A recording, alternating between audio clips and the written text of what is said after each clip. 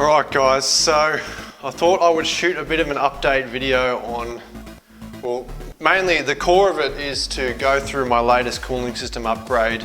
As you can see now, I'm actually doing a flex test with the forklift because I've put some new shocks and some suspension stuff in, so I might cover that at the end of the video. But the main thing that I wanted to go through is my latest, like I said, my latest round of mods for the cooling system.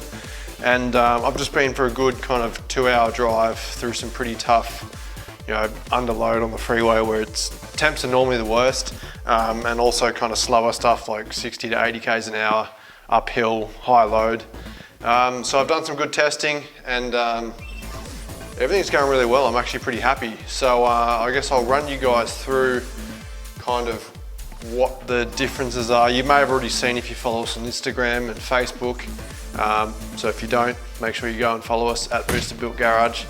And yeah, let's do it. And also if you see this, I kind of busted up my finger the other day. All right, so let's get into the cooling system. As you can probably tell, we're back to a stock plastic radiator. So this is from a KZN 165. It is a slight bit wider and probably 100 mil kind of taller. So it's about a 21% core size increase. So it's working pretty well. I'm pretty happy with the efficiency of it. It kind of looks factory really. It's not really much to show. So I got a Koyo Rad with a shroud. I already had the 10 blade fan that is usually with these radiators, so that's all good. Yeah, I'll put some photos up of how it is kind of mounted. It was just a matter of shaving down some of the stuff on the sides. It does just fit, like width-wise, and it obviously sits down a bit lower, hence why I've done this kind of grill here. So for those of you who follow us on Instagram, you probably would have seen me making this probably a few weeks ago. Obviously this is just to protect it from rock and stick impacts when off-road, and then I've obviously louvered it so when you're looking front on, you can't really get something straight through into the rad. It has to kind of go up. It also serves the purpose of directing air up and into the rad instead of just kind of going straight through. So yeah, that worked out well. And then I just had to slightly modify my bash plate that I had, kind of put a different bend on it, cut it a bit shorter, and then just tap a couple of threads into the underside of the new kind of bash plate. So yeah, it actually worked out really well. And then just a new kind of bottom radiator hose, just had to weld up some stainless just to make a new hard line. And what else?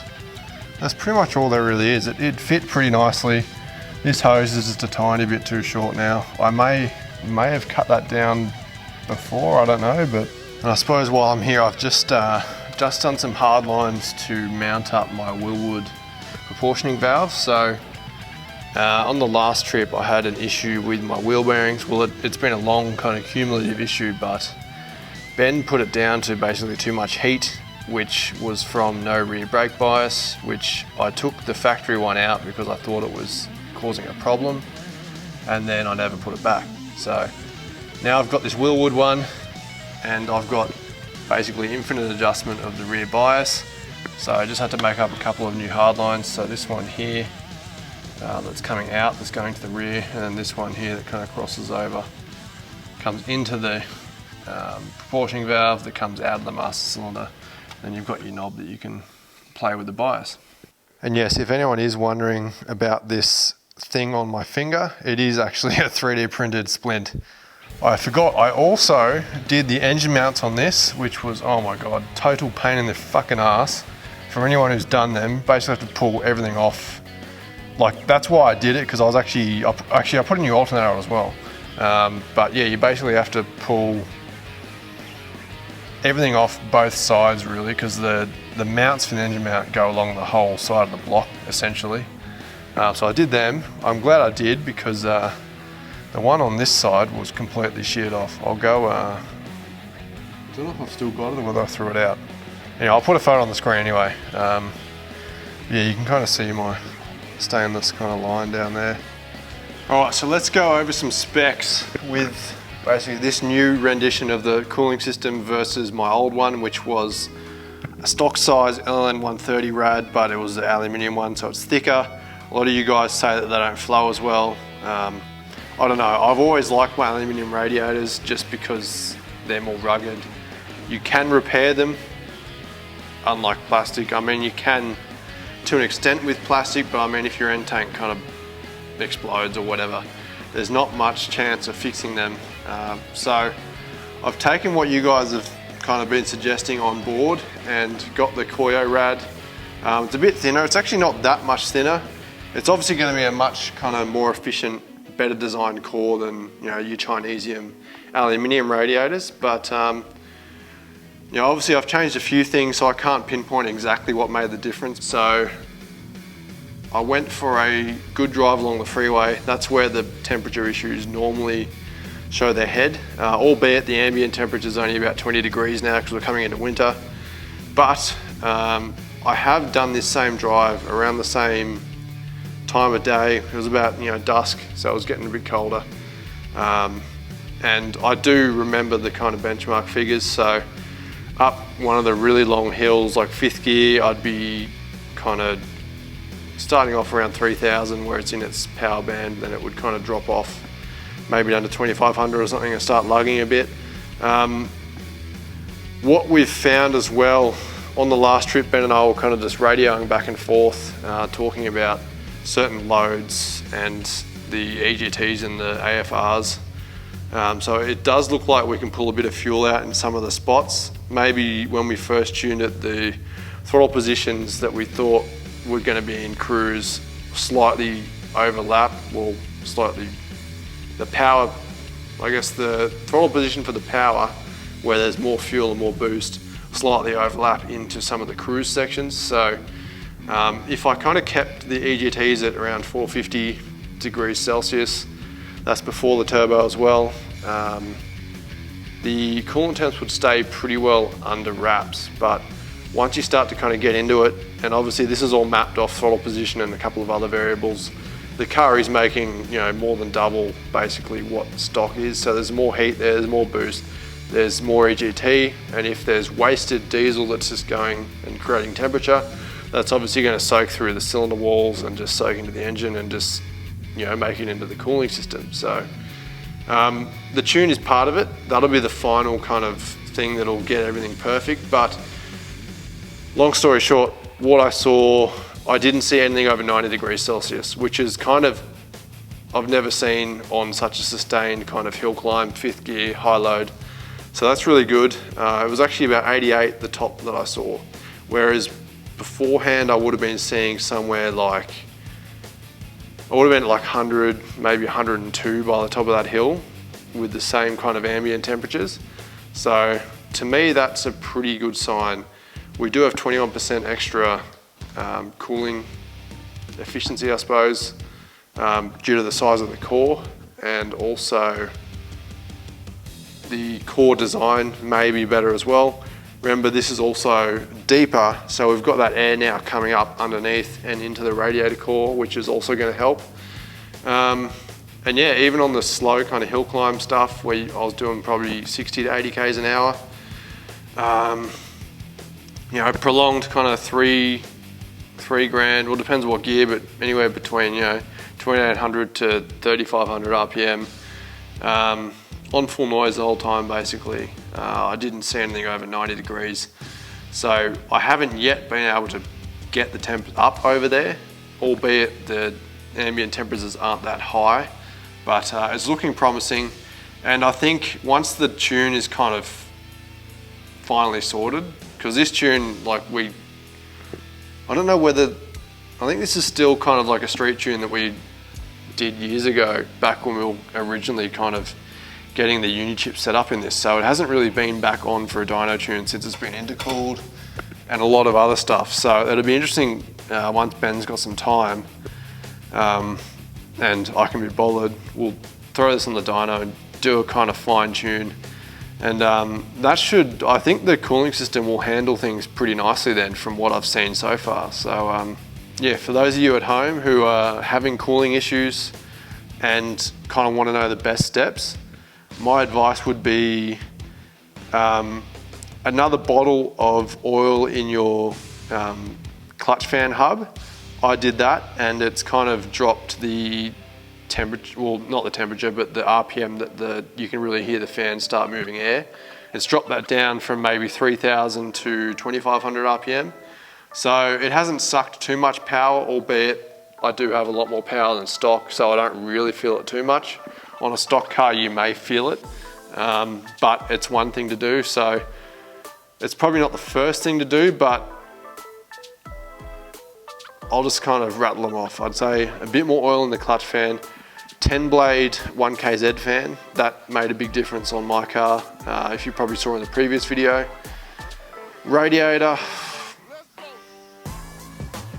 I mean, it depends. It's not too much work to put the KZM 165 rad in. Depends how good you are at fabrication. I mean, fitting the radiator itself, you didn't really have to weld anything. You literally just have to cut some stuff, drill some different holes, and I had to use just, you know, an M8 cap screw instead of an M8 hex head bolt, just because it's so close to the side of the radiator. I might have a photo, I'll throw it on the screen if I do. But other than that, it's all good. I don't use the bottom mount holes in the radiator support. I actually have the brackets at the bottom, which you've probably seen in the photos. It's just because I can't get to them, it's a pain in the ass. Everything on this has got to be easy to pull apart, because when you're out in the bush and you've got to pull stuff apart, you don't want to be stuffing around having to pull half your engine bay apart to get to these bottom bolts, which you basically have to do on this car. I'm kind of curious to see how it goes on the next trip, which hopefully won't be too far off.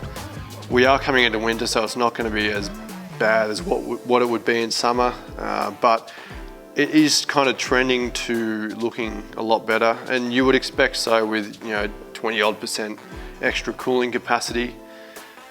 So yeah, hopefully you guys find this interesting and helpful, and thank you guys who have been kind of suggesting stuff and, you know, shooting me messages here and there with your suggestions and your findings. And you know, if you've got something that you found and want to share it, please drop it in the comments. It'd be interesting to see, and you might help some others on here as well. So yeah, I guess I'm going to put this away. I'm happy how it performed on my test drive, and stay tuned for some more videos. I've got a gearbox build video coming, which you may have seen kind of samples of along the way.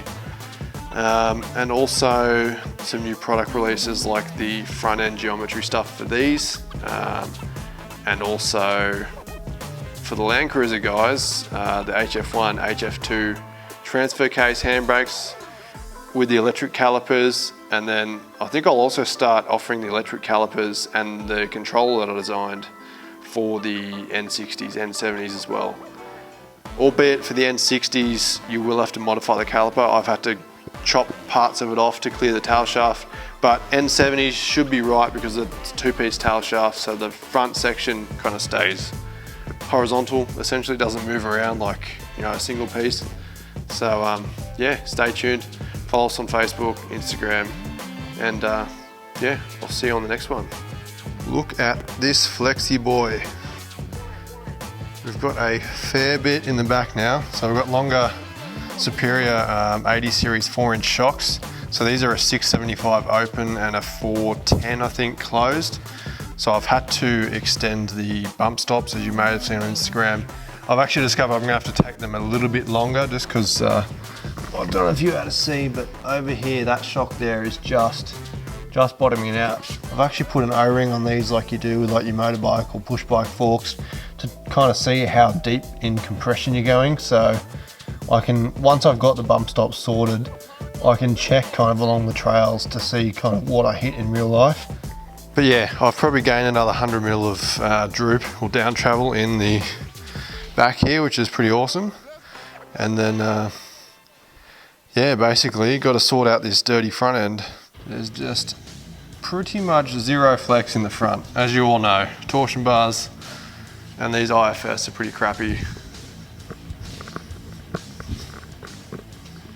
Yeah, a little bit. That's why I've got this bad boy sitting over here, ready to go in the front end when I can be bothered. This is a LN106 front axle Ideally I would have got an 80 series, but this came up cheap. Big shout out to my mate Dan Ballacino down in Melbourne. He hooked us up with this for a good price. He always looks after us. And also got a surf extended, well, an auto surf front tail shaft. So that was one of the hardest things to procure. I did get my flat Pitman arm from Trail Gear, so that's one of the other things that would have taken a bit of time, so I got that from the States. That's ready to go. It's kind of just a matter of slowly collecting all the parts. I'm going to go coilover front, so probably going to use the Pro Fender coilovers and coils. So once I've kind of got the front axle in, this will all be covered once I actually do it, but well, yeah. It's a big list of stuff, but slowly ticking it off. It will be solid axle front. I was kind of umming and ahhing whether I keep this car and do all this or whether I sell it and then get like an 80 or a 105. I've kind of decided I'm going to keep it because it's such a cool car. It's pretty unique and it's got tons of character, and it's just all my cars. They're all just different. It's not run-of-the-mill stuff, so that's just me. Now that I've got a light, I'll also show you I've got the Superior upper links for the Surf. So as you can see, it's bent to clear the tank. I did actually clearance the tank. So the old arm did work fine, but these actually are a tiny bit shorter, which correct the pinion angle for kind of 4-inch lifted vehicles, which this basically is. But they're just a much more beefier unit, which is promising. Not that I've really had any problems with the old ones, but they are pretty flimsy. Just kind of trialing stuff and seeing what works, but as you can see, it's gained a fair bit of flex. So just for perspective, it's basically 1265 mil from the ground up to this kind of front lip of the rear guard. So